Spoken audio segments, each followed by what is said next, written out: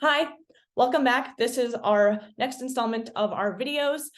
This week is going to be focusing on spherical coordinates and also integrating using spherical coordinates. So there's not going to be any practice problems this week, but I'm going to just go in depth on how we use spherical coordinates, what they are, and how we can use them in our physics problems. So let's start off with defining our like what the spherical coordinates are, or polar coordinates, maybe you've heard that before, from our XYZ Cartesian coordinate system. So I have a point right here on my Cartesian coordinate system, but sometimes, a lot of the times, spherical coordinates are a lot easier to use, especially in electromagnetism. We like to use it to, because most of our Gaussian surfaces are spheres or they're cylinders. So this is just going to be kind of a helpful tool so that you can understand why we define things this way. So I have this point here, and I want to define out this point not using Cartesian coordinates. I want to use spherical coordinates. So the three coordinates that spherical coordinates use is r, which is the radius, theta, and phi. So these are the three coordinates that can define any point in space, just like x, y, and z can. So at this point, we could say that it has this x, y, z coordinate, but we can also say that it has an r, a theta, and a phi. But what are these values? How do we know what they are? Well, so r is pretty straightforward. So radius is just going to be however far away you are from the origin. So the radius is a measure of how far away you are from the origin. So automatically, this is already very, very helpful, because we can, instead of having to list our radius from the origin in terms of x, y, and z, we can just say that is at this point r, and it is already getting rid of all the x, y's, and z's. So this would be our r coordinate. Theta and phi are a little bit more difficult, but theta is just the measure of how far away you are from the positive z axis. So we can say that since this point has this radius r, this has this theta component right there. So it is that far away from the z-axis. So phi is a little bit more difficult, but we measure it in, it is the measurement of the angle with a constant z-plane. So we can imagine that if we just sliced some bit of this, the phi component measures the angles that bisect that plane. So most notably, what we normally use is when z equals 0. And so what that means is we kind of draw this. I'm going to use a different color. We draw this line going straight down until it hits that z equals 0. And then from the origin, we kind of draw a line like this. And phi is this direction right here. So these are three coordinate system coordinates that we can use to define polar and spherical coordinates. So as far as the ranges of these values, we don't really have necessarily a numerical value for r, but it is just the radius. So let's say that it is some radius big R, and that's your big R of your sphere that you're creating with these coordinates. So theta goes from the pointing positive z-axis, which is theta equals 0, and it creates one whole revolution all the way down to the negative z-axis. So I can draw that here to make it a little bit more obvious.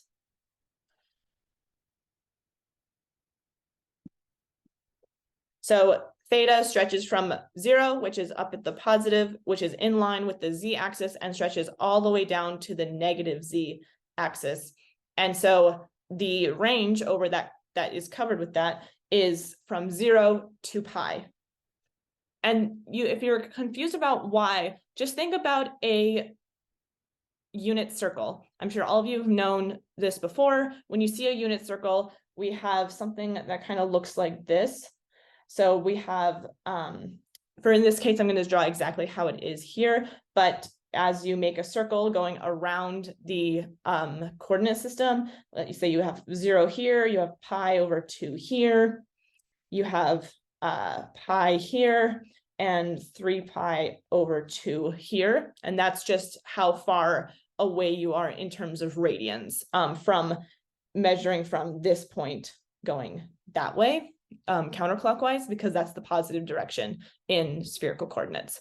So we can imagine that this z-axis is, let's say that it's this pi over 2, because that looks kind of what we're looking at right now. Let's say it's at that pi over 2, and it stretches all the way down to 3 pi over 2.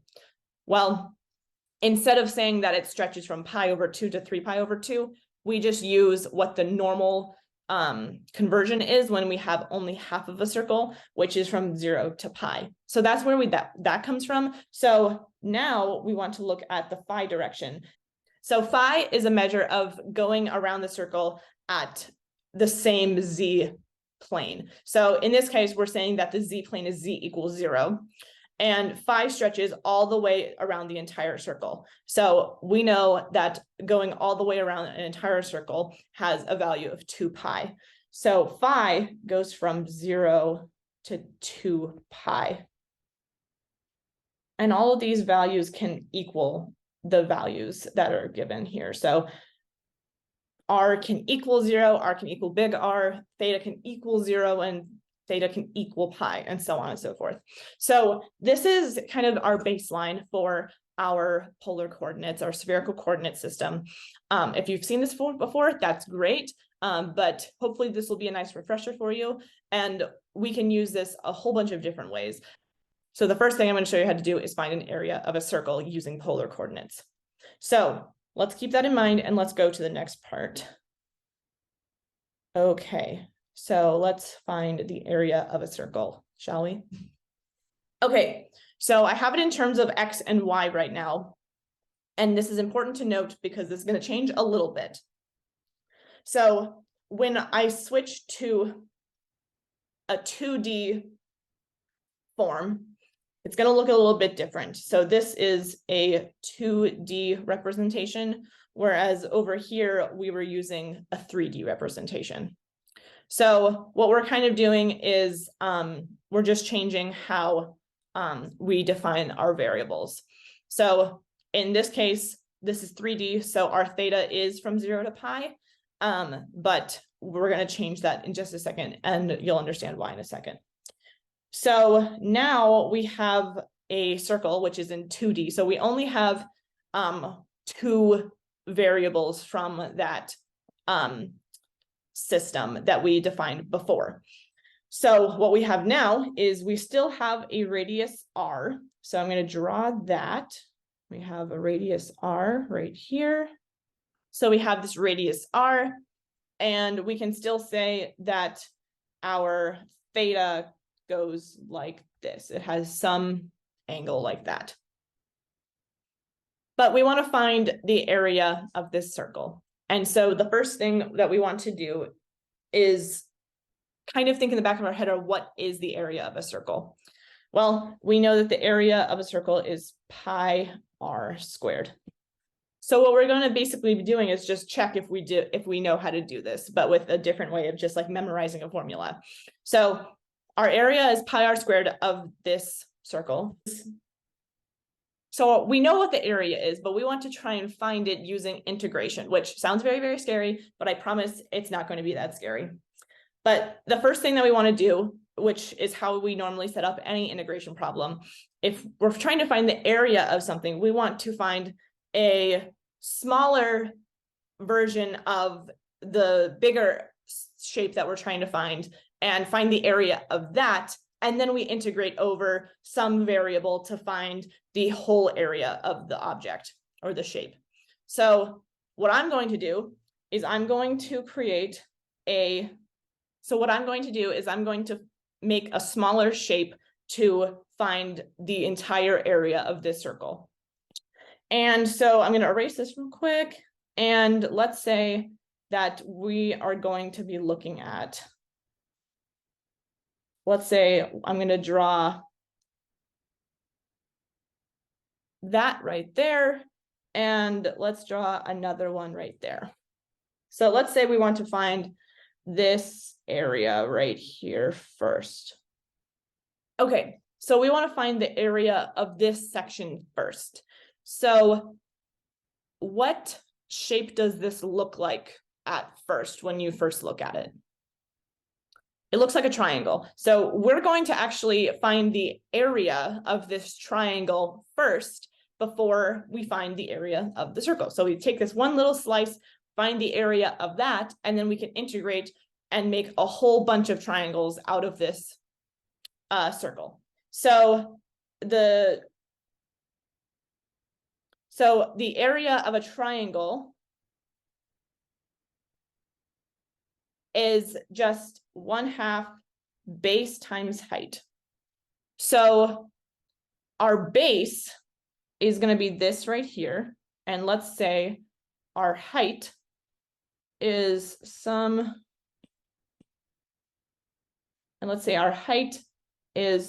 cross-sectional area right here where this makes a right angle, and that's our height.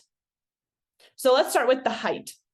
So the height of this triangle that we created inside the this shaded section is just going to be the radius. So wherever, no matter how you align a line drawn from the origin to a part of a circle is the radius. So we're going to say that h is equal to r. But what is b? So let's think about our polar coordinates now. So we have some radius r, so I'm going to say that h is equal to r. And now we have our two dotted areas between the height that I shown. Let's remember what our polar coordinates are. So we have this angle right here, which is theta. It's a measure from how far we are away from that vertical line over. That angle is from this first line. I'll label it number 1, this first dotted line. But what about the second dotted line? So if we stretch it over this way, then we went a angle theta, but then we also went another change of theta that we don't necessarily know. But let's say it is some delta theta. So we went a distance theta plus some distance delta theta. So another way to express this is d theta. And d theta is going to be our integration variable. So we know that this angle right here, the first one is theta, and then the second one is theta plus d theta. So this base must be equal to, so the total theta that is changed between number 1 and number 2 is d theta. So, but what is special about b? Because it's not just the d theta that defines b. And it is actually, we use the equation for an arc length. So if you don't know what an arc length is, it is how you go from, let's say you're at some radius r, which we are, and we're going from 2 to 1. So the arc length would be whatever the radius, the total radius, which is our r, and what the angle is at theta and at 2. the angle theta at 2, and then the angle theta at 1. Whatever that change in theta is becomes our arc length. So just so as an aside, arc length is equal to r theta. Okay, cool. But we have a change in theta. So our base, and we don't know what that change is. We don't know what our theta is yet. So we want to say that B is equal to r d theta, because we're staying at the same r as far as we go from 2 to 1, but what's changing is our theta, and our theta is going from, let's go back to 1 and 2. So it's going from theta to a theta plus d theta. So that change that we go from 1 to 2 is just d theta. So our theta is just whatever d theta is. So now we want to find our area of this triangle. So our triangle area is just equal to 1/2 the base, which is r d theta, times the height, which is r. So that gives us, if we want to simplify it, 1/2 r squared d theta, which is great. So now let's find this over the whole triangle, over the whole circle. Let's find the area of the whole circle. So now we want to find the area of the whole circle. And we want to integrate over every single triangle that we could possibly make. But the only thing that's changing from from one triangle to the next triangle is the angle theta. So we can imagine that, let's say we want to keep going. Let's draw another triangle here. And it has the same radius r, but this is a new d theta right here. So let's say d theta new. So we want to, basically what we're going to be doing is adding up all of the different triangles that we can make out of this circle. And so when we want to add up over a sum of different things, we call that an integral. So that's exactly what we're going to do. We're going to integrate over this area of one triangle to create the whole circle. So that is going to look like 1/2 r squared d theta. And you notice that I've used double integrals, and that is because this is a double integral. So the first thing, let's say that our radius is a. The one thing that we can recognize is that r is going to be constant no matter where we are. If we're going to be finding the area is going to remain the same as far as we go all the way around. The only thing that's going to be changing is that theta. So let's say that we're going to put our bounds in. So from 0 to a, and then let's fix that for a second. Let's do that part first. And let's say that, so r is equal to a. So we know that our bounds, r is going to be constant, and so it's going from 0 to a. So we know that it starts at 0 and it ends at this a value right there. Now let's talk about theta. So if, let's say, we want to start right here at theta equals 0. So this is a little bit different than how we defined it above, but it's for a very good reason. So let's stick with me here. So we're starting at this angle 0, and we're going to be integrating over the entire circle, and we're going to end back right back here. And so when we make an entire circle around, when we do it one whole revolution around a circle, we end back up at 2 pi.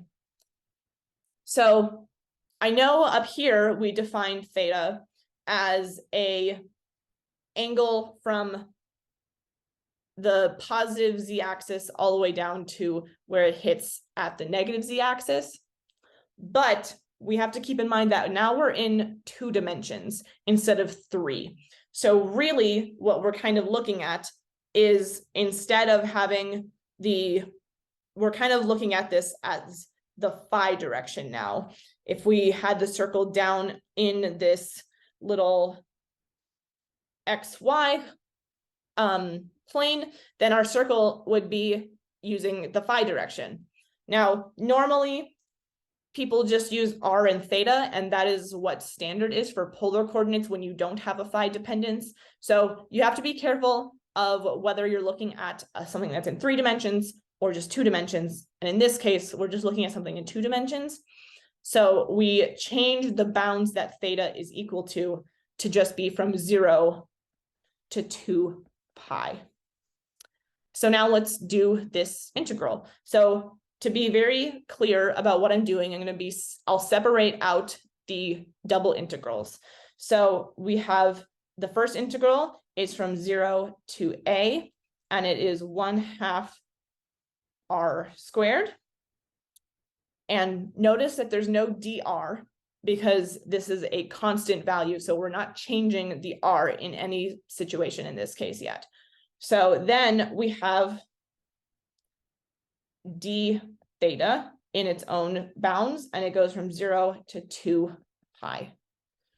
So we know that our r is constant, so we can just put our values in for that. So we can say that it's 1/2 a squared minus 1/2 0 squared. And that 0 squared goes away. That just equals 0. So we're just left with that 1/2 a squared. And now for theta, when we integrate d theta, we're just left with theta. And we're evaluating that from 0 to 2 pi.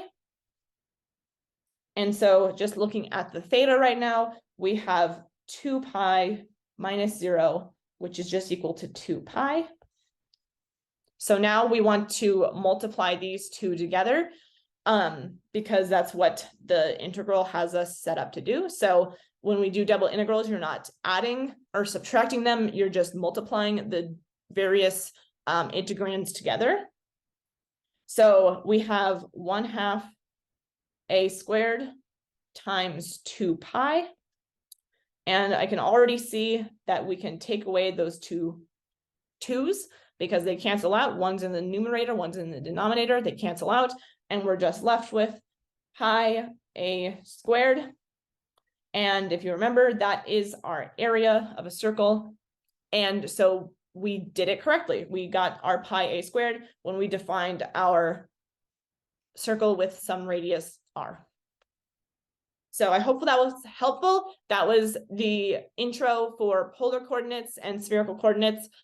This was just a quick little warm up for, in the next video, we're going to talk about surface area of a sphere and volume of a sphere using spherical coordinates.